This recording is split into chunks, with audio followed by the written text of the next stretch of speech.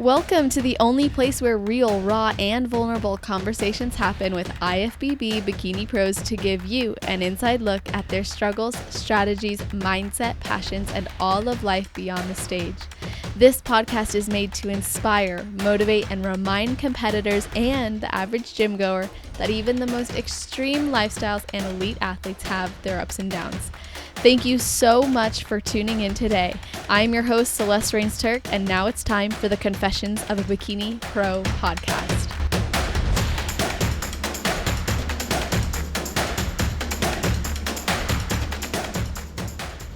Hey everybody, today we will be hearing from a nurse, online coach, and owner of Uplift Training who has been competing since 2015 and earned her pro card at NPC Universe in 2018. Welcome to the show, Calysta Upperman. How are you doing? Hey, I'm good. How are you doing today? Awesome, and really just so happy to have you on. Like I said, we've been wanting you on for a while. You've been one of the most requested for sure. So I'm I just don't even think I'm that interesting. I don't know. I don't know. You're the people who find you interesting really find you interesting. I personally am one of those people. So it's kind of like probably one of those things where it's like they either love you or they don't. Yeah, right. I hate you. Yeah, and I think that's where you get like those are the people that get requested so much because I think you're polarizing, in some ways because you're just really real. And I'm excited to dive into so much with you. And I even have some questions from our listeners. So before we get into it, of course, I'd like to just know what is one thing you do or think about right before your heel hits the stage?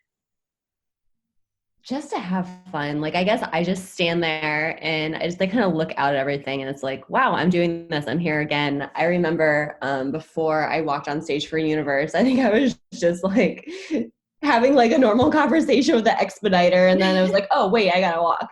So it's like you kind of just get in your own, at least I do. I just get in my own mind. Just you're there to have fun. The work is done. If you're not having fun on stage, what's even the point? I mean, that's what we work so hard towards. Yeah, great point. Great point. And you've really had an incredible journey over the past 4 years, and you're currently getting ready for another show 5 days out when we're recording this. Gosh, yes. Yeah, my first show this year, and it'll be my 12th show overall. Wow, that's amazing. That is awesome. And so what happened was you went pro after you had placed 11th at USA's. Is that right? Was that only No, I 11? didn't even place you. No, okay. Yeah, so in 2017, I went to USA's. I went on a qualification from 2 first place open awards and an overall. I'm like, perfect. I'm like, USA's, let's go. Let's try it out. And then I tanked. I didn't even place. I was last call outs. I think I was even on the end of last call outs. Wow. Yeah, and then it's either you can use a moment like that to totally break you or make you. I could have just said, screw this, I'm done. And I know that's common. You get super discouraged, especially after you had such a strong showing. And then it's just like, well, should I even be doing this? But then I took some time away from the stage as an off season. And then got back into it in 2018. And even when we started this year, my first regional show that I did, I didn't even place there either. Wow. So it was kind of like I had 2 bad placings back to back. And I was well ready to just roll into junior nationals last year on my 2017 qualification. So yeah, I went from 16th at USA's to 3rd place at junior nationals, and then 2 weeks later overall at Universe. So it's That's amazing. you are in total control of yourself. I should say you're not control in anything else. And that's one thing I tell my clients, you can only do you. You can't worry about everything else. You can't control what the judges are looking at. You can't control who else is going to show up that day. You don't know what the majority is going to look like because your call out depends on so much, especially if who is showing up in your class. Yeah, you just have to be put in the work.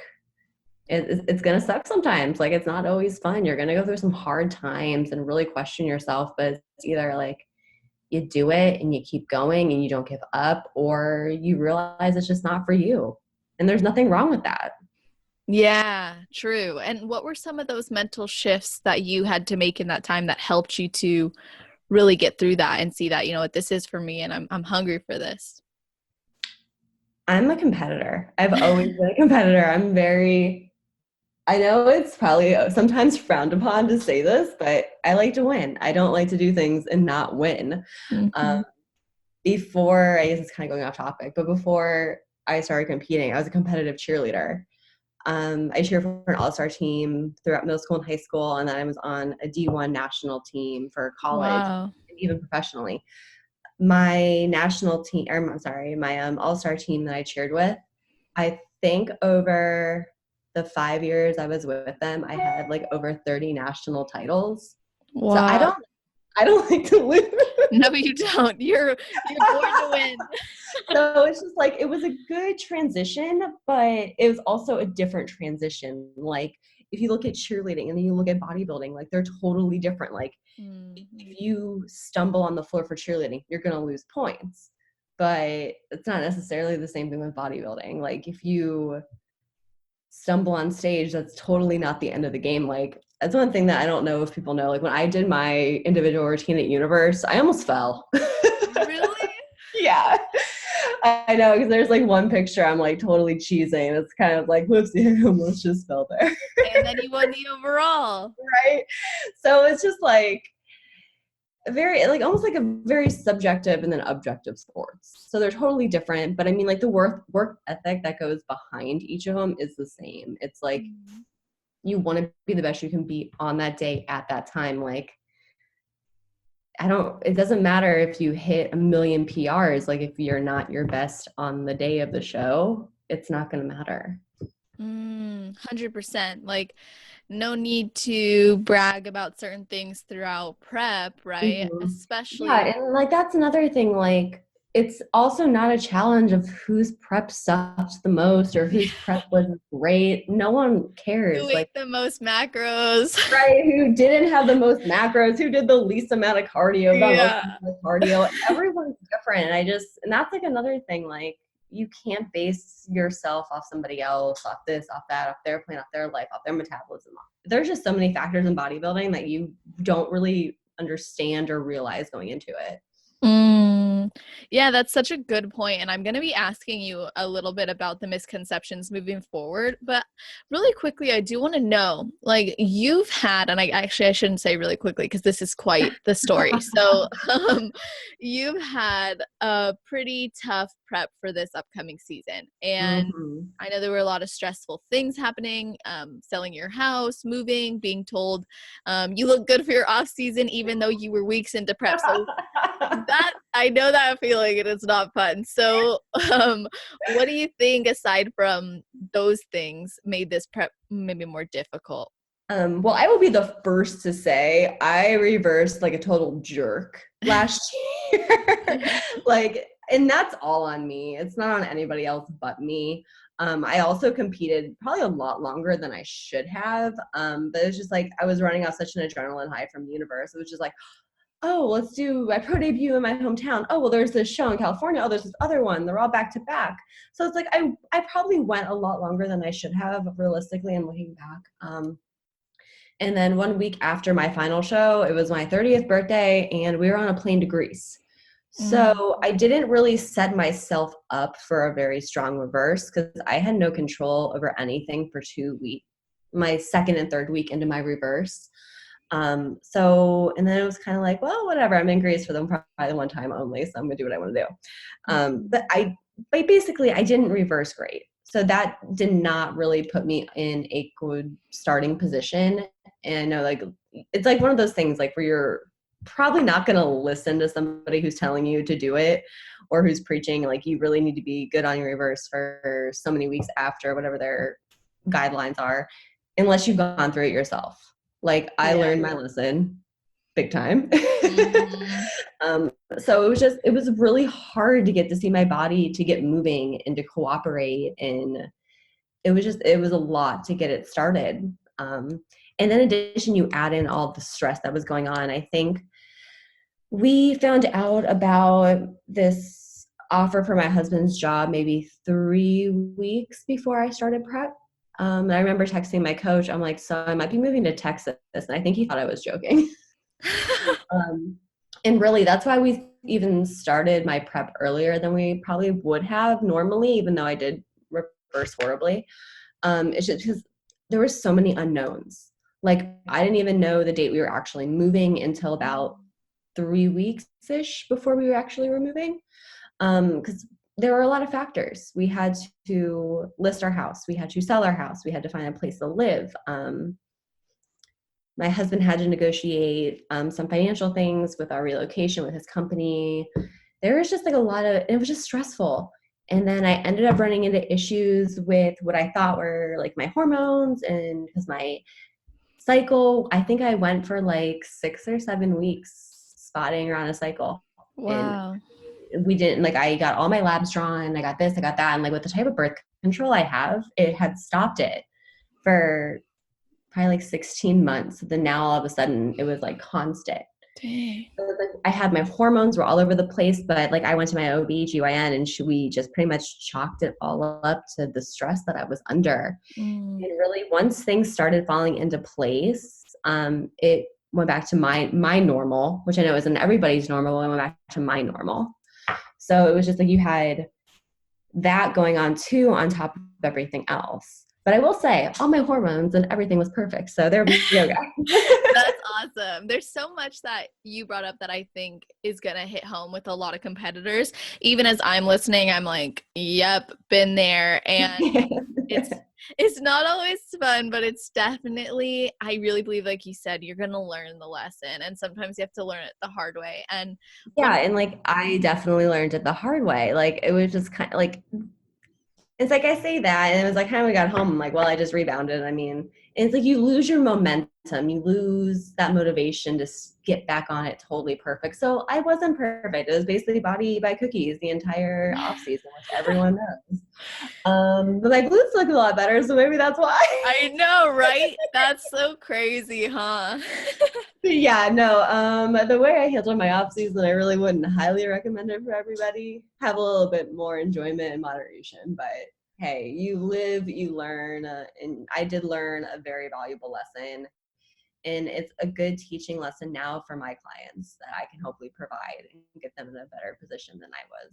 Yeah, 100%. And I think, a lot of coaches, like you said, will just say, stick to your reverse, just do what you can. And that's something that I personally have a problem with in regard to that's just not how we function as human beings. Like if it was that No, easy. it's not. Especially it's like after you're in such like a dieting phase for so long and pushing so hard, and it's just kind of like, oh, I need a break. But then that break can just steamroll from, oh, just a couple days to a week to a month, and it's just like then you're almost starting prep. You're like, what did I just do to myself? Yeah, exactly. And it's super easy to justify those types of decisions as we're It making really them. is. It really is. And then like I was talking to one of my girlfriends about this a little while ago, and I was even saying it was like I almost feel like the amount of like quote unquote food porn that is all over social media, all over everything, doesn't help set a lot of people up for strong reverses because you're just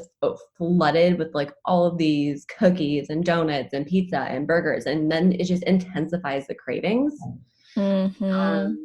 And maybe I'm getting like too much into like psychology and that kind of stuff there, but No, I like love I it. really I'm a do think it psychology adds to major. it because like I remember like my first prep and my first reverse, well, yeah, in 2015, whenever that was. Instagram wasn't what it is today. That like flood of food and limited edition items and this and that and all these crazy cookie companies, it wasn't there. Like I remember like I was pretty much like back on my normal stuff by like Monday or Tuesday because like I just didn't like it wasn't like that need. Does that make sense? Hmm. Yeah, absolutely. And I think there's like this common misconception too of like it- it's almost perpetuated as normal and okay to be like Mhm. super food focused as a way to get Exactly. through. Yes. when it's really not necessarily healthy. And It's not, from yeah, and it's just like like yeah, I do have some stuff in my freezer, but like it's not gonna be like to the level ever it was before. And like Mhm. I even had a girl who competed yesterday who bought quite a bit, and she was messaging me this morning. She's like, I'm literally taking everything to work. She's like, I want nothing to do with it now. And it's almost like you want those things so much when you cannot have them.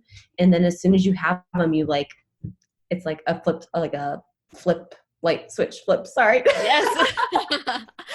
And you just don't care that much anymore.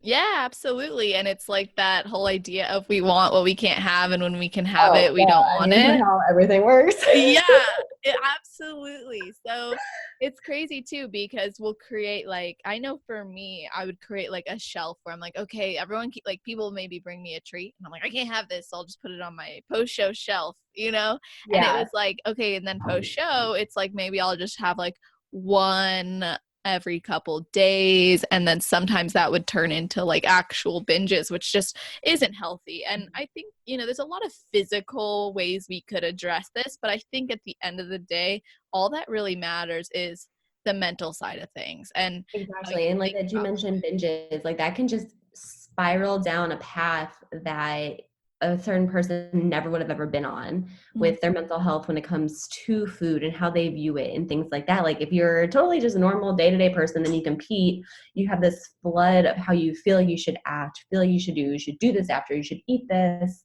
And then afterwards you just kind of you get into like a bad state in a way, at least for some people, Mhm. obviously not everybody, but it is definitely it's a risk. I mean, competing is an extreme sport. I don't care what anyone says. Like, yeah, we're not Yeah. playing with basketballs, we're not doing this, but it's extreme on our minds. Absolutely. And Hard. there's a lot of risks that go into it for sure. And something that and I don't know if you know this, but I am going to mention it. I do a peace through growth program, and it's a post-show program where I help people make peace with food, their body, and their goals.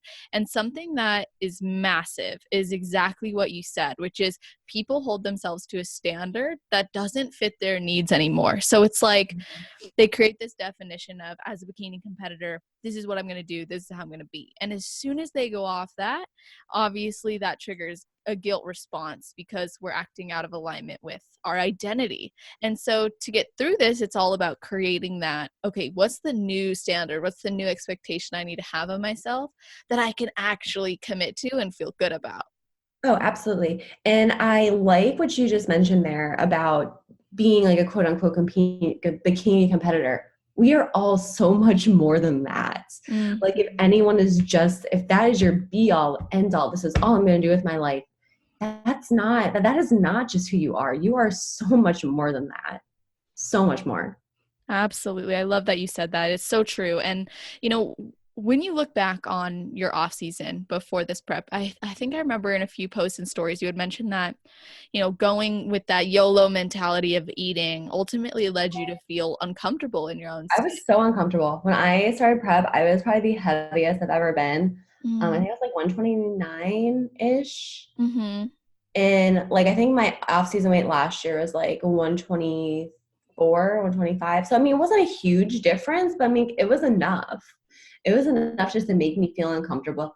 And yeah, I knew that I was changing. I was working, like all my training sessions were awesome, but it's like I always knew in the back of my mind, like I'm not fully comfortable in my body right now.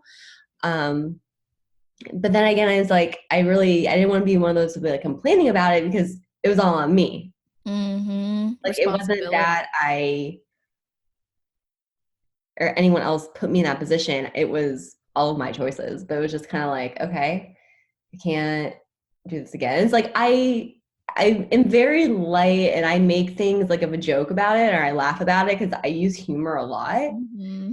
But it's just like I still have the conversation with my girlfriend. It's just like we just like her and I were kind of like in the same mentality. We both went really long. And we're kind of like, oh, YOLO, whatever. And now it's like, okay, it sounded like a great idea at the time, but it really wasn't a great idea.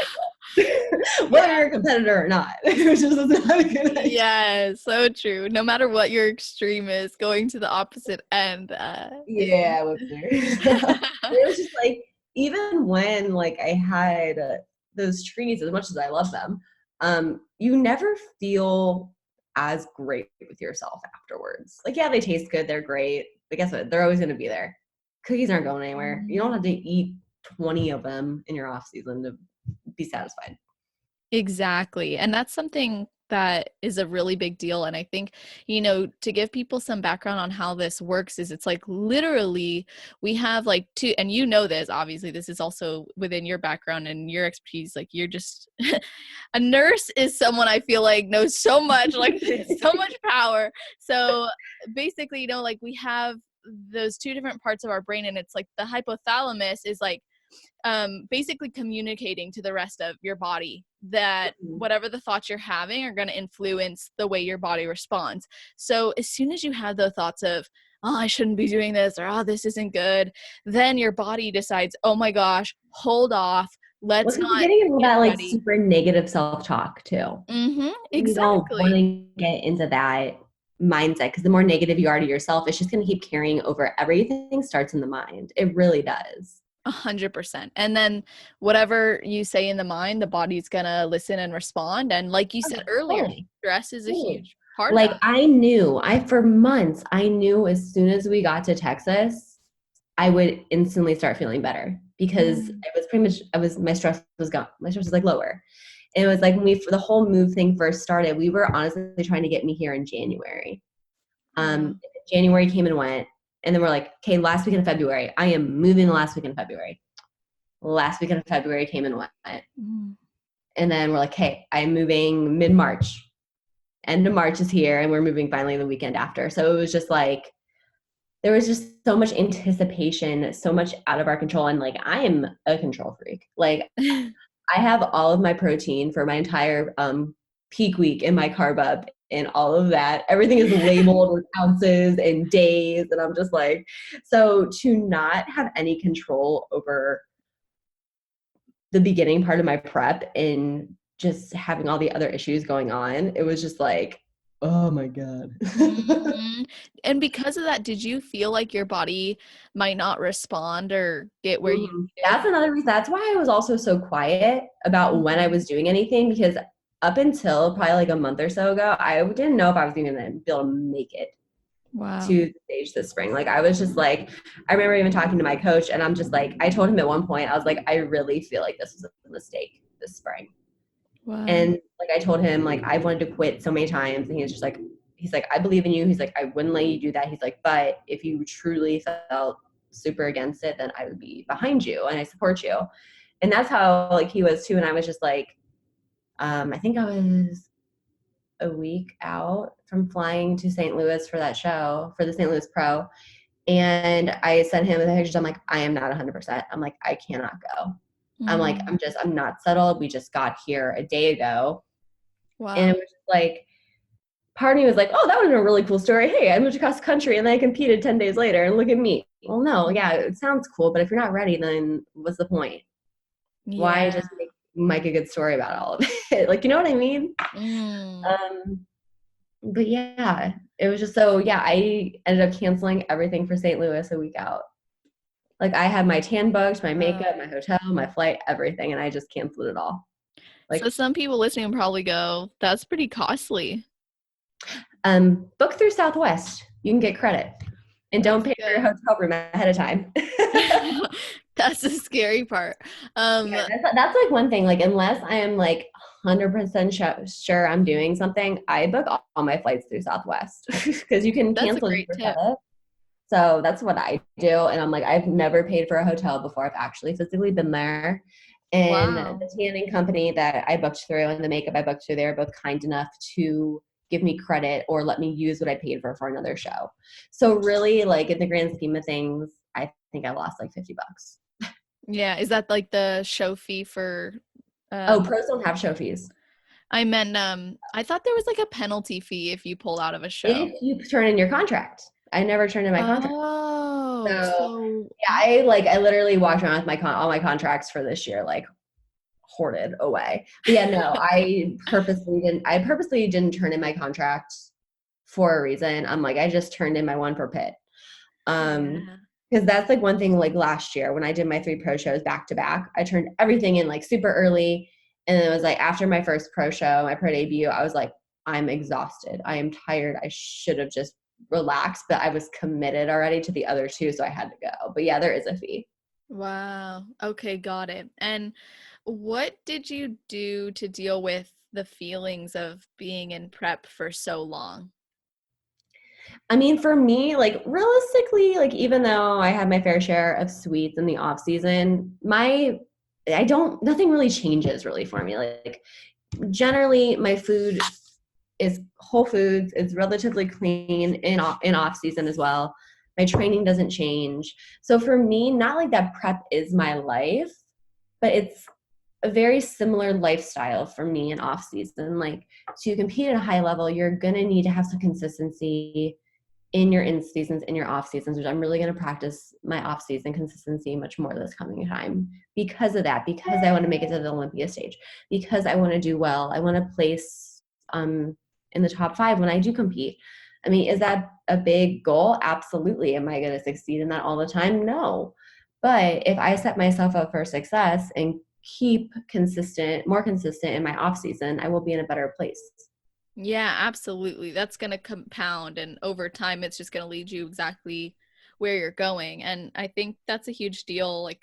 It's important not to have a huge contrast between prep and an improvement season. And then something else I was thinking about when you said that, I remember one of your girls reached out to me and she said that you're really focused on whole foods and actually even recommend like staying away, or not completely. I don't remember exactly what she said, so hopefully she doesn't hold me to this. But like whey protein, Oh protein yeah. bars, things like Mm-mm. that. So tell us about that mentality. No, for like one thing with all of those, like I'm really good friends with my one sponsor, the guy who runs Warrior, Phil Ryan. I'm super close with him. He has done so much research and so many studies on all of these supplements. Um, and basically comes down to like your body's not going to process whey protein the way it would normal protein. And I have had so many clients where I have asked, they've had like GI issues, bloating issues, water retention, constipation, just so many different like odd little things. And always the first thing I do is I tell them to pull their protein powders. Mm, And usually in a couple of weeks, they have greatly diminished all of those symptoms. that's So it's awesome. just like, and even for myself, like I haven't had like a straight up protein shake since probably 2015. Wow. Like in to me, a protein shake or protein bars are not a meal. Right. They're a supplement. They're a supplement. They're not a meal. You're not getting the full spectrum of your vitamins, your minerals, all of that through a supplement. And the FDA does not regulate all that stuff. Maybe they do a few of the supplements, and so someone may be correcting me on this, but they can switch out ingredients, and I'm pretty sure they legally do not have to tell us if they are changing things. Yeah. So there's that. But yeah, no, I rather like if you're in prep and you're one of my girls, I highly recommend just sticking to whole foods. They're going to keep you fuller longer too. Oh, Would you yeah, so rather have true. 25 grams of carbs in a bar that's smaller than your phone? Or would you rather have like a big old meal with all these veggies, some carbs, some fat, just like, you know what I mean? Just like things that are keep you fuller longer. And plus they're going to be overall better for your body and your digestion. Totally. Yeah, I personally love protein bars and I love whey protein, like drinking it. Like I'll be honest, I love it. The And thing I is mean, hey, and if that works for you and that works for your body and you don't have any symptoms from it, that is perfect. That's fine. Like, totally great. yes, and the only reason, like the only time I've ever experienced symptoms if I have more than two in a day, or if I do it after a show, because I don't use whey protein or, like I don't have any protein bars on prep ever, no way. But protein bars are more like a sweet tooth craving curver for Yeah. me, you And know? that's how a lot of them are basically like glorified candy bars now. Oh, 100%. Oh yeah, I don't want to name any names, but it's true. Yeah, right. And it's So like they're totally like and every once in a while, like if I'm in like a situation where like, let's say my flight got delayed and I don't have protein for my last meal, then yeah, I'll go like grab a bar or something. But that's like last resort type of stuff for me. Yeah.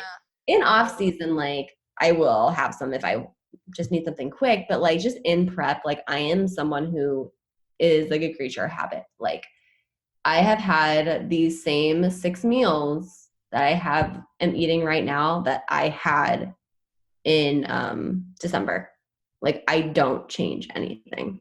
Yeah, I'm so Crazy. similar to that. Because I'm crazy like I don't even that. like to cook, so I'm like, if I can just keep it simple, that's cool. And then you track macros, and you've talked about incorporating the 80-20 rule to make sure you get those micronutrients. So does this change the further along you get in prep? I know you just said you're eating like the same 6 meals. So do you ever like go, okay, today I might have this? Like in the beginning of my preps, like I can either have like a high day or a cheat meal. So I'll have a cheat meal for like the first like it depends. It depends on my body and where I'm at. But I'll have a cheat meal for the beginning of prep and then I'll eventually switch it over to that. But that's just my preference. I rather be as clean and on point as possible when I'm in prep. Mm-hmm. Off of prep, it's different. Yeah, I am more 80-20 off of prep. But I'm like, that's my preference and that's how I carry myself. I know people are gonna disagree with that. And that's fine, but that's just how I like to do me. 100%. Absolutely. I'm like, I don't really care if you don't like it. I like it. So, Yeah, right. Yeah, and it's just like you have to find what like but like no matter if you do bars, you do shakes, you do macros, you do meal plan, you do 80-20, intuitive eating, whatever the heck it has to be sustainable for you in the long run. If it's not the right plan for you. yeah, great point. Otherwise, then you will face a lot of those struggles that, And everyone's different. Everyone has different views on everything. I mean, you see it all the time. Like I Mhm. could have one view this week and be totally different next week. Like everything's Yeah. always changing. And I just feel like even sometimes with that, people get so judgy on everybody else for what they do and what works for them. And it's just like, can you just let everyone do their thing? Yeah, like you can't have both. You can't preach everybody's different and then also preach that there's one way to. Yeah, I remember. I think I had posted something, gosh, it was sometime earlier this year. Like, just like, and the whole reason I even like posted it was just like my story. I didn't want to finish my cardio. Yeah. I was just done for the day. I wanted to be done, but I got up and I finished it. And I made a post. It was just like, how do I expect like my clients or why would I expect them to follow their plan, hit their stuff, do their cardio if I am not holding up my end of my own plan? You know what I mean? And I Absolutely. got torn apart in What someone the hell? posted that. Torn apart. Oh my God. That is so annoying. What would they I know. I say? was just like, I like, and it wasn't like I wasn't even directing it to anybody. It was just like things like that. I'm like, oh my god, why does everyone take things so personal? I Jesus. know. So true. I posted one time, this was like years ago, like when I got into fitness, and I was like, you know what? Committing to myself and sticking to a plan and living this lifestyle has helped me to have better boundaries for myself within relationships. And I was like, I was in toxic relationships where guys did not treat me with respect or they cheated on me. And if I cheat on myself, what does that tell them? And then this Mhm. girl was like, well, you shouldn't expect just because your actions that a guy wouldn't cheat on you. You should just expect that they should never cheat on you. And I'm like, this is not about you. Like, this Right? is what helps Yeah, me. no, it's just like there are like some things with social media and it can be an amazing, amazing tool. Like I've met some of my best friends through it.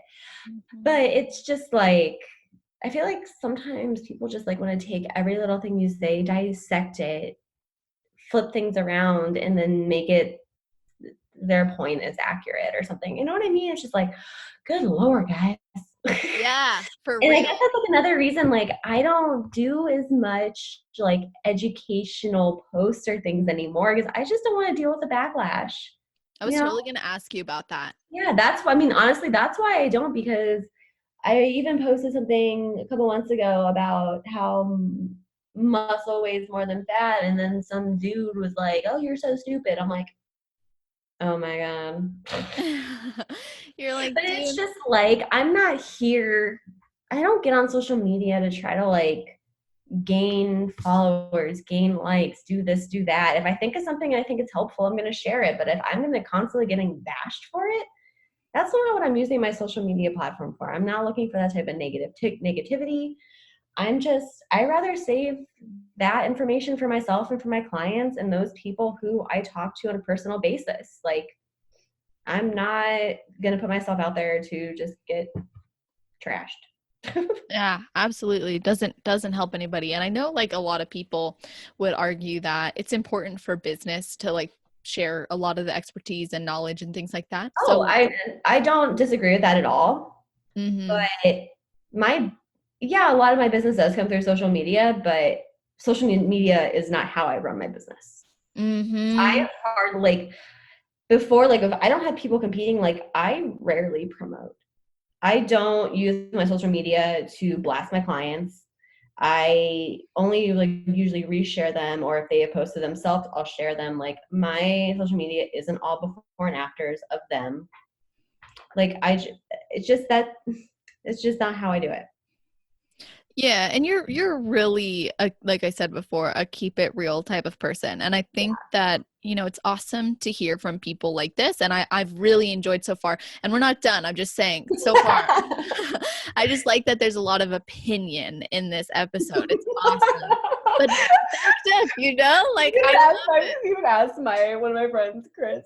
He'd be like, "Wait, Callista opinionated? No, no."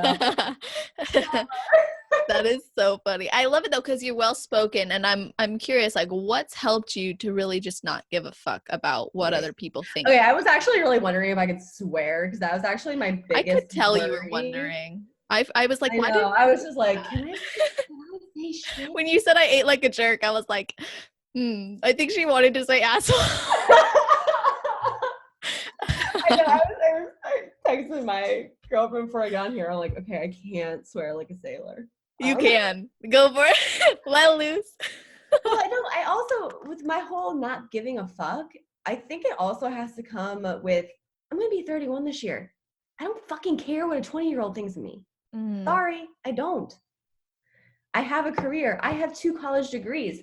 I have multiple certifications. Like, I don't really give a shit if Susie Sassy Pants, who is 1,000 follower or 100,000 followers, thinks I should wipe my ass the other way. Like, I don't care. She would though. Right? But it's just like, I have gone through a lot of shit in my life and I just don't, like, I don't care a whole lot anymore, you know? Mm. Like, I don't even want to get into it. That's all sad. I'm not going to get into it. Yeah. But it's just like, there are bigger things in the world. There really, really are. So if you're going to get upset and give a fuck about what everyone else says or thinks of you, you're going to be miserable. You're not going to be a happy person. You are not going to be self-fulfilled if you're so concerned with what everybody else thinks. Like, you're just not. Mm. I love that. What are some of those things that have come up from your past? Maybe just like one or two that stand out to you that have helped you to just see that there's a bigger picture. I would probably have to say, and I don't talk about this a lot, like every once in a while I'll post something and then I get a couple questions about it because I don't really put it out there a whole lot. My senior year of high school, my older brother was diagnosed with cancer. Wow. He was 30 at the time, and I had just turned 18. So we were a good chunk of time apart. But he ended up dying 3 years or 4 years later after he was diagnosed. So now I have no siblings. Like that alone is a huge eye opener. Like that is something serious. That is a life changing event. Mm-hmm. Like I don't have a brother. Like I don't. He's not around anymore. So it's like, and he was so into fitness. Like his head would probably have spun and like fallen off like 5 times if he saw where I was at now. But it's like there are just things that are so much bigger, like losing a loved one, someone getting terminally diagnosed, um, And even I guess along those lines, like being a nurse, like I was a neurotrauma ICU nurse. Wow. Like, but when I was still in the ICU, I'm not in the ICU anymore. Mm-hmm. But even like the 3 years that I was there, it changed me as a person. Like, you see so much death and so much destruction, and you just see these families' lives torn apart. Like that morning, they were all sitting together having breakfast. Tonight, this father of three is on life support because he was on a motorcycle and a car hit him. Like, that is real shit. And if you compare that to bodybuilding in this world, bodybuilding isn't shit compared to that, guys. I mean, really, that is real life. And so things like that, that's probably another reason why I am the way I am, is because I've seen serious shit go down. Like, I have been on someone's chest as they are dying, trying to get their heart to start. Like, like that's serious. Like, this isn't that serious. I felt that. I feel that a Yeah. lot. And like, I get emotional. Like, there are so many mornings, like I would just like sit in my car and cry after I got off my shift, because it's hard. Like, it changes you. And I started working, I think I was 22 or 23 when I finally started working as a nurse. And like, I mean, that's young. That's a lot Yeah. to take in at that age. And you're still very impressionable. Oh, Like, 100%. it changes you, especially like going from my brother dying into a setting like that, where I am still dealing with death a lot, Mhm. death and extreme sickness in people's lives who have been changed permanently. Like, there are things that I've seen that I would wish people have never experienced. Like, it's hard. Mm. Yeah, absolutely. Absolutely. And I think we've all been through something like that, or know someone who has. And that is so, what you said about that being real shit, and you can't compare that to bodybuilding, is so true. Like, it's easy to get caught up in the day to day. It really is. And like, even just talking to you about it, like, it reminds me and it grounds me about where I'm at right now in the bodybuilding world. Like, yeah, I wish X, Y, or Z was going to be better for in 5 days, but guess what? It could be A, B, or C worse. Like, Mm. life could be worse. Absolutely. And I know, and I'm sure you'll agree too, there's always struggles in our life, and it's okay to feel those, whether they're stubbing your toe on the coffee table or being in the ICU with your family. You're going to experience pain in so many different levels and Yeah, ways. absolutely. And Yeah. it's And okay to it's feel just, that. yeah. And it's also like what you do with that pain Mm. and how you respond to it. Like, big life events like that can either, like, same thing, kind of like I mentioned earlier, they can make or they can break you. Like, I've seen people go down horrible paths after huge life events. I've seen people do amazing things after horrible life events. So it's totally up to you. It's going to come down to what you want to do, and the strength you had in your side yourself, the strength of your support system who's around you, your family, your friends, your loved ones. Like, you need to find a place to put everything and to deal and grow and heal. Like, you have to. Mm. Yeah, and I the feel only like way I'm to getting heal is really deep. to feel it. Yeah. Mm. And I'm gonna I really I love that. I just feel like that was so deep and important. And And I don't usually get that deep. So you got something special there. well, I'm glad. I appreciated that. I really, really did. I mean, like, this is all about being raw, and that's Yeah. exactly what I felt It's, like. I wanted to cry. well, sorry, I don't want to make you cry. No, But it's it's okay. I'm really emotional anyway. bit, but like things like that, like, I guarantee people who listen to this are having no idea any of that about me, because I don't put that out there. And not because like I'm ashamed or I want to hide it. It's just because it is very emotional, and it is a lot to explain or go into detail with. Like, I remember, like, I actually, maybe I'll post it at some point. Like, there was one of the mornings, like, I had an email in this prep. I had an email like typed up to my coach saying I'm done. Mm. But then I just started putting like all of those thoughts, like I was just telling you, like into words. It was just kind of like, you can do this. Like there are things that are harder that I've been through. I've seen people go through harder things than I'm going through right now and succeed. Like if you, no matter what it is, bodybuilding, school, a job, whatever, like it's going to come down to like you and like what's in your soul and what you feel like you can do and achieve, and knowing that you can be a better person and just grow from the situation. Yeah, 100%. 100%. And I think that's a really great perspective to take from it as well. And, just like what you said, either makes you or breaks you. And I just love that. And, I want to shift gears slightly and just to cover some other things, but that was so powerful. I almost feel like that should be, I'm like, there's nothing else to be said. But there are some things I did want to ask and get into. And one of those was actually about being a nurse. And one of our listeners wanted to know, like, what's it like to prep with 12-hour shifts? Or she said, sometimes that feels like 14 hours. So how do you do that? Well, I actually have not worked 12-hour shifts since I was in the ICU. And I left the ICU in early 2015. It was actually shortly before I started my first prep. And ever since then, I've worked 3 to 4 days a week, and it's anywhere from 8s to 10s. So like the whole time, for example, when I was in prep in 2018, I was working 40 hours a week.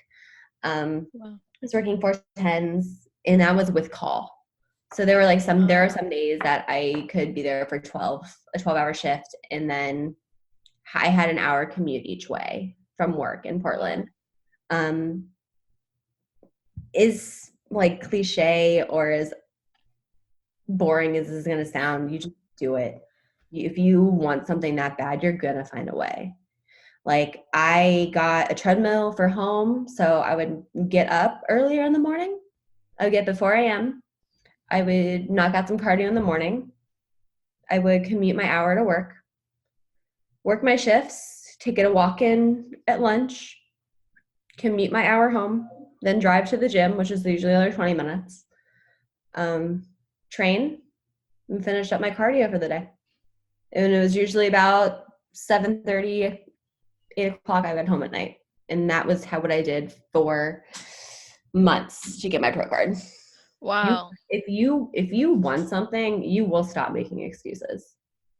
You will not say you're too tired. You will not say you don't have time for it. You will find time, and you will find the tools you need to do, or find the tools you need to use to make it happen.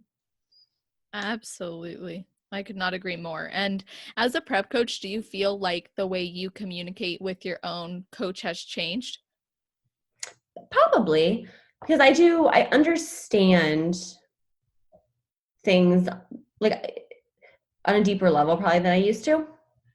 And I was actually talking to somebody about this the other day. One of my clients had posted something about how if I don't know the answer to her question, I will not tell her something else just so I have an answer.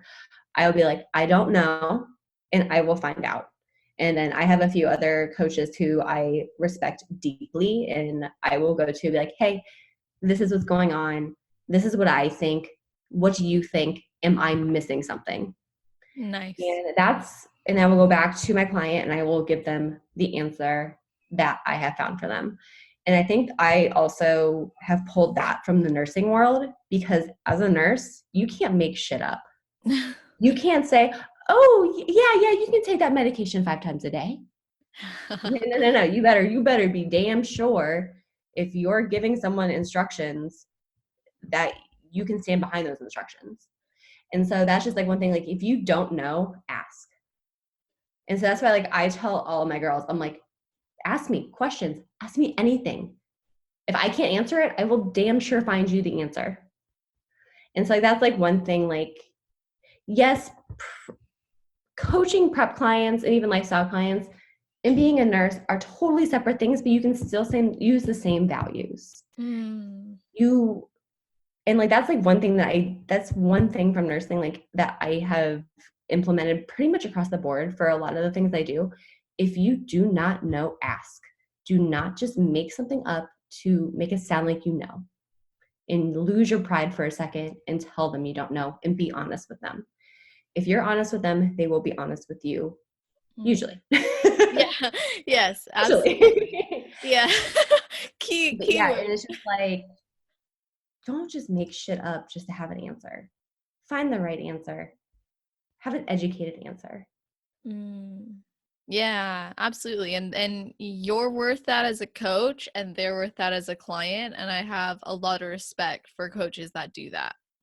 And I think, and like, I've only had very few coaches in my life, so I don't know how a lot of other people do, but if I have a question to my coach and they can't answer it and they aren't going to try to answer it for me, hasn't happened, I should say.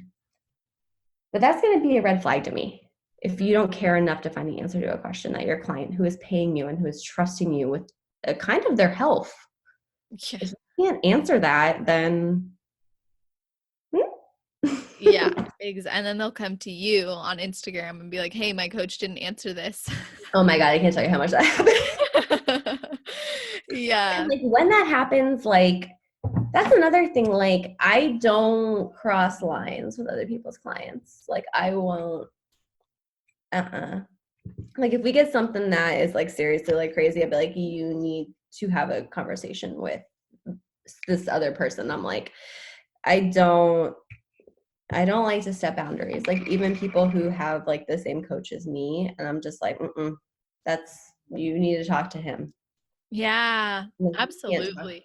you can't talk to me because it's for one, it's disrespectful to both of us. Mm-hmm. And even like, I don't know. I understand if you have questions or if you have concerns, you need to go to your coach that you are paying.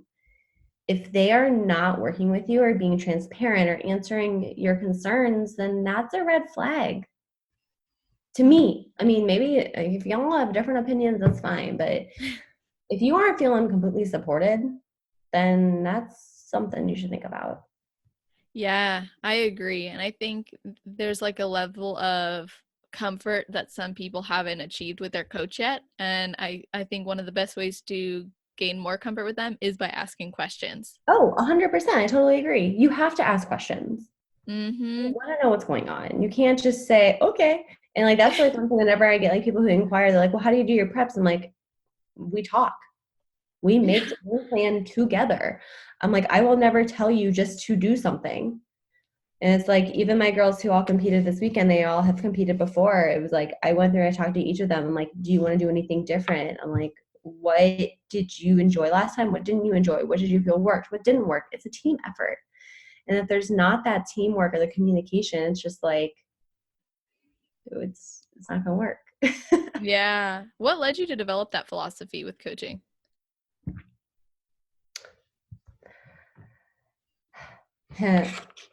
um Trying to think how to say this. um Experience. Yeah. I'll just sum it up to that. Yeah, that's good. So, how has it been to prep others while you're in your own prep? I function fine with it. Like for me, it actually takes this thoughts on myself away. It's Mm, like for me, it's my job. It's what I'm doing. And then I stop overthinking and overanalyzing everything about my own prep. yeah. Mm, So like for me, it's not that like I don't want to say like that is a distraction from myself because they aren't a distraction at right. all.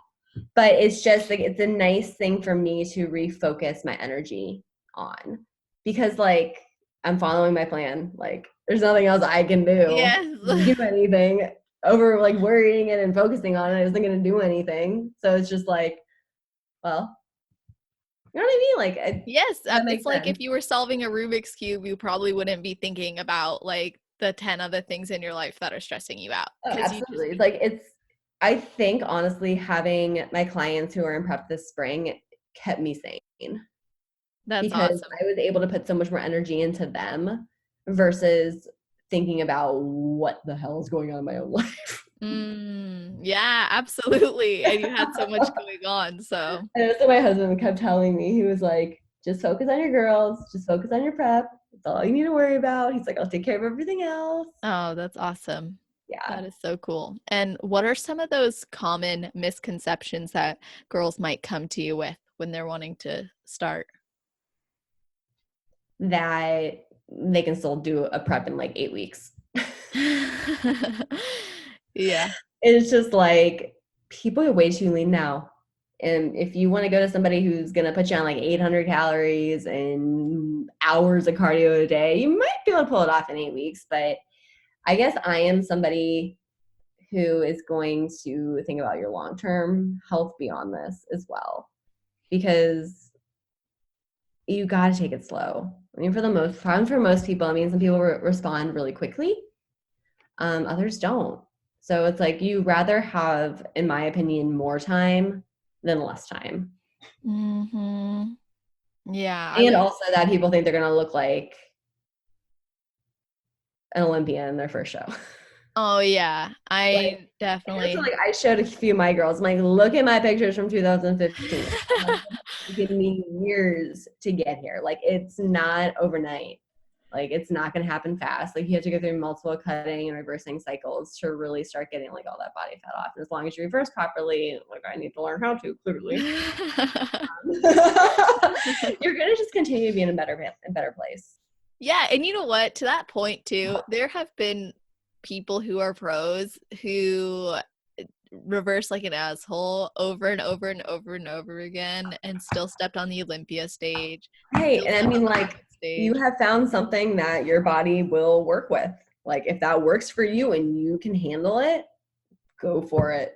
Yeah, or can you recover and how do you Yeah. respond, It's right? like, yeah, if your body can put up with it and handle that, more power to you, sugar. You want to Exactly. eat all the sugar, go for it. But if you're like, oh, I Yeah. can't do that. My body's like, oh, you had one cookie today? Yeah, not ever again, honey. We're just like, whoops. I like my cookies though, so don't I get me wrong. know, same. I mean, like, okay, I guess I should throw those out there. I think I can handle sugar better, like, than the normal human. My dad owns an ice cream store, so that's what I grew up in. I grew up in sugar, literally. He has an ice cream and candy store. That is so cool So though. I worked there for like 10 years. So I ate a Dang. lot. So sugar, me and sugar are friends. It's like, Yeah. we're good. We're good. But it's like, even though like I worked in that for so long, and there'd be like months I would go without touching it because it's just like I don't even want it anymore because it's here. Yeah, it's right in front of My you. face.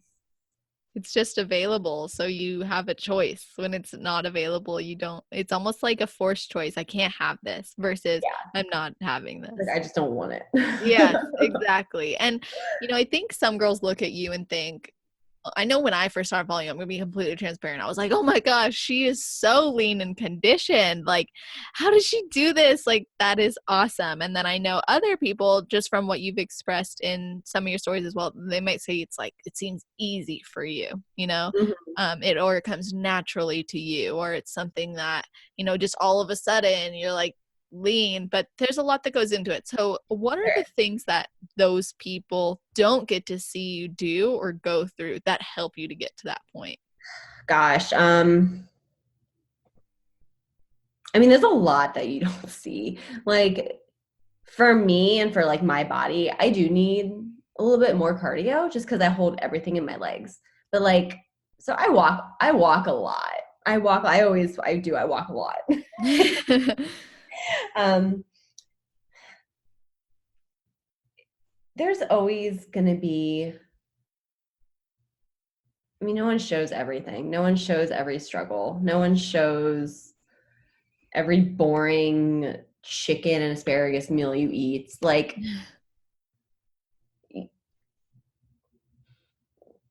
there's just like I don't record like I say I don't record a lot of my gym sessions either where I feel like I'm gonna throw up.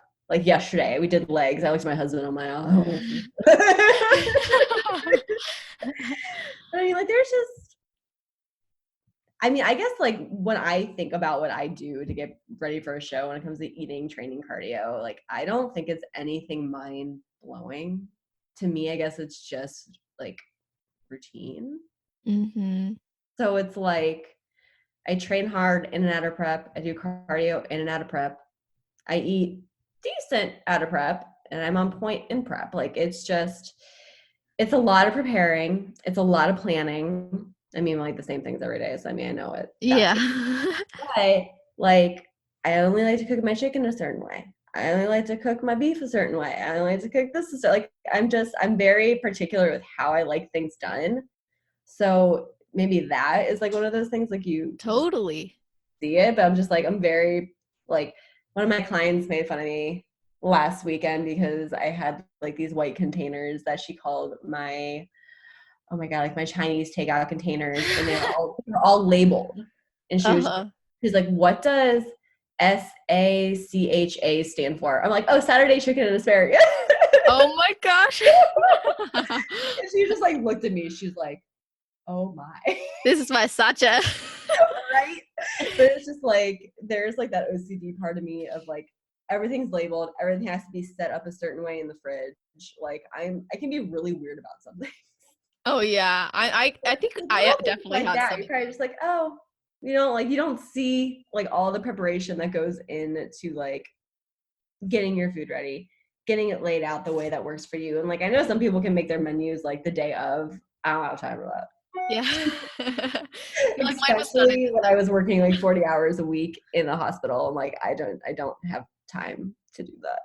Yeah, no way. I can't even imagine. Like when I'm following like a more of a macro approach, I have to plan it out ahead of time. And then I always end up just eating the same thing because I'm way more of a meal plan type of girl. I just love Yeah, meal and plans. I am too, but I like to when I'm in off season, like I like to have that flexibility. So it's Same. like if you just want to switch something around, you can. But like I remember there's like pretty much up until I really got like on like this like meal plan that I'm on like right now. I would probably like spend hours like on like a Saturday night, like planning my quote unquote menu for the next week. And I would do like Monday, Wednesday, Friday would be this menu. Tuesday, Thursday, Saturday was this menu. And then Sunday we'll do this. And I'm just like, why did I waste so much time of my life? It's just Right? food. God Just damn eat the it. food. Exactly. I It's know. like, why am I making this so difficult? But then it was also like, it kind of comes back to the whole social media thing. It's just like, I gotta make it pretty for the gram. No one Mhm. really cares. No one cares if you use 20 ingredients in your oatmeal. Just eat your damn oatmeal and hit your macro. Exactly. Especially if it gets so complicated, no one else gonna want to do it anyway. Right? It's like I use 2 grams of this peanut butter and 1.4 ounces of this seed. And it's just like, I don't want to do that anymore. I know. I only save recipes that are like 5 ingredients that I Oh already yeah, have no in one my says not cupboard. do that. You I'd know? rather go walk my dog or be outside or do something than plan a week of crazy menus anymore. So funny. I let my coach do that. Yeah, right. Like you can make a menu for me. Exactly. So, as a pro, and really just as you, Callista, what do you want to be known for? Just being a real person. I'm more than just a pro. I'm more than a girl who works out. I have 3 dogs. I have a husband. I have friends and family who love and care about me. There's more to me than being an IFBB pro. Is it awesome? Fuck yes. I worked hard for that shit. But Hmm. it's not me in my entirety. And it never will be.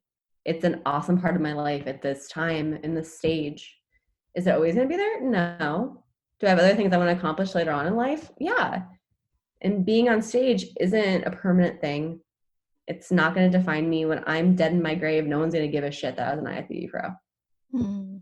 It's like I'm me. I'm a regular person. Like I don't. It's like when people meet me, they're like, "Oh my god!" I'm like, I'm really not that exciting. I'm just a person. Like, That's pretty awesome. I know that was like one thing. I think I made a post like last year, and I think like it was almost exactly what you asked me. Like, what do I want to be known for? I just want to be known for someone who is a real person, who's honest, who's transparent, and who's just like no bullshit. Like there's too much of it. There's Mm. too much bullshit in the world. Why add to it? That's how I know you as, and that's literally why everybody who reached out to me, like, you should bring on Callista, they all said it's because she's real, she's no BS, and she just tells it like it is. And she's funny, you know? I mean, I posted a freaking bottle of hot sauce like a month ago saying my asshole was going to be upset with me. Like, what the hell? Who does that? That's the shit that they don't see. And it's just like, my husband responded to that. He's like, you're kidding right now, right? I'm like, nope, don't care.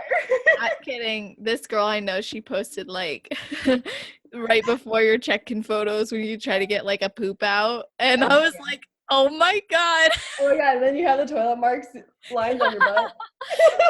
It's too true. So true. You always feel better after you poop. Yep. Yeah, I don't tell my clients about poop too much. And I talk to my friends about poop too much. So I'm like, Same. My boyfriend and I are kind of gross like that too. oh my God. I'm such a gross human being. I had like blood on like my in our arm. relationship, he's totally the girl and I'm totally the guy. That's pretty funny though. I'm a mess. Like he cooks. He cooks his own food now. But he cleans, does our laundry. I do the dishes. I'm trying to be better, like housewife. That's good. Everybody's got to find out what they need in their relationship. I know. I always joke. I'm like, when I'm in off season, I'll actually make real meals again because I can cook. Yeah? Yeah, I can cook. I just don't. It's just a choice. It goes back to the ingredients thing. Like we were just talking about, like there's he loves I used to make them all the time. Like eggplant and meatballs, so they're really not meatballs, but oh my God, I made them all the time, but they're such a process.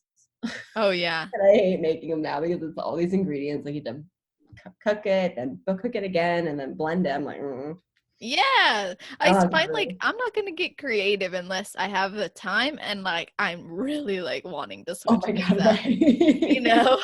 I'll be like on prep, like, so should I turn the zucchini into noodles today? And I'm like, nah, I ain't doing that whole spiral thing. It only takes like a couple of minutes, but I'm like, I know. I think I spiralized zucchini a few times and then just said, screw it, I'm just gonna cut it off. Yeah, exactly. I'm like, unless I have an industrial machine, like, I have a KitchenAid. I have a KitchenAid. I don't think I've ever even used it. So even with that, it's not even gonna happen. Yeah, I think my husband bought it for me because I went through like a phase where I was baking a lot. Yeah. He got it for me, and then I went to prep, and then of course, like I asked like all my family members to give me like KitchenAid appliance parts for Christmas, and a pasta maker my dad made me is still sitting in the box from 2 years ago. I was like, sorry, Dad. That's so funny, but it's real life, you know. Right. Like I'm a weird human. I really am. And I told my friend, I'm like, oh, time to be an awkward duck for the next hour. That is so awesome. No, seriously, like this interview has been so much fun and just like so much value too. I'm like, what the heck? We got through a ton and it was also just really fun. Yeah. I'm super random, so. Yeah, no, in a really good way. So, what's some advice that you would give to someone who hasn't competed yet and is thinking about competing? And then let's follow that up with some advice you'd give to someone on their road to the pro stage. So if it's your first time competing, what I like to say is have fun. Be proud of just getting to the stage because so many people say they're going to do it and then they don't. When you get to show day, make friends, laugh, have a good time. The work is done. Do not go in with high expectations. If you keep setting your expectations super high, you're going to be disappointed. It's happened to me. I've seen it happen. If it's your first show, you don't even know if you're going to like it. You don't even know if you want to be a pro. So don't go in acting, I'm going to be a pro after this. Just go in and have fun. Don't line it up down the road. Get through one show, take it all in, and decide, because you're only on stage for a few minutes. You put weeks of work into it. And if you don't enjoy those few minutes and get a rush as soon as you walk on there, it's not worth it. And if you're going to the pro stage or you're going after the pro card, you have to be all in. You stop making excuses. You make it happen if you want it. Say it out loud. I didn't say it out loud for like so long. And when I started with my coach, he asked me what my goal was. And I decided then, I'm like, I'm not going to not say it anymore because I'm afraid to get laughed at. I was just like, I want to be an IFBB pro. And after that, it's almost like a mindset change. Like once you are committed to yourself, you don't have to tell anybody else. You don't tell social media. If you are committed and you will say your goal out loud, that helps. But even for both, whether it's your first show or you're going to nationals here in a few months, the value you are as a human does not reflect the placing you get on that stage. It does not reflect your hard work. It does not reflect the challenges you have beaten to get there. The stage in competing is a hard sport. It's very based on your judging panel. It is based on the girls who show up in your class. It does not define you as a human being. It doesn't. It never will. You are more than a pretty girl in a sparkly bikini with a bomb bod. There's more to it. Don't get lost. Don't sacrifice your values. Be you. I love that. I love it. So on that note, with everything that we talked about and that amazing advice there as well, and just who you are and what you shared today, I'd love for other people to be able to thank you and connect with you. So where can people do that? You can go to my Instagram. It's super original. It is Calysta_Upperman. Or my website too, if you want to pop there, it is uplifttraining with 2Ps.com. Awesome. Cool. And I'm going to make sure all those links, everything is all included in the show notes page. So for those of you listening, never forget that's on celestial.fit/podcast, and it's always under the category section with the athlete's name. So it'll be under Calysta Upperman. If you're listening to this right away, it'll be the first one on the top of the page. If you're listening to this months down the road, you got to go to the category section and just type it into Google. And with all of that being said, just a really quick reminder, if you haven't yet expressed interest in the Bikini Mastermind, focusing on making peace with food, your body, and your goals, especially in the off season that is happening toward the end of the year, it's an event in Southern California. Make sure to visit the podcast website or just message me on Instagram so I can get you all the details, and make sure your name's on the list. I'm going to limit it to 20 people. I want it to be intimate and fun and awesome and really create cool connections that'll last forever. So again, thank you guys so much to those of you who bought the apparel. Thank you to those of you who are on Patreon as patrons. That is so cool of you. I really appreciate it. A little bit goes a long way, especially with all the amazing plans we have for the show. It's almost our year birthday, so yay. And Calysta, thank you so much for being on. I really appreciate it. Absolutely. Yay. Okay, cool. Well, hope you all have an amazing rest of your day.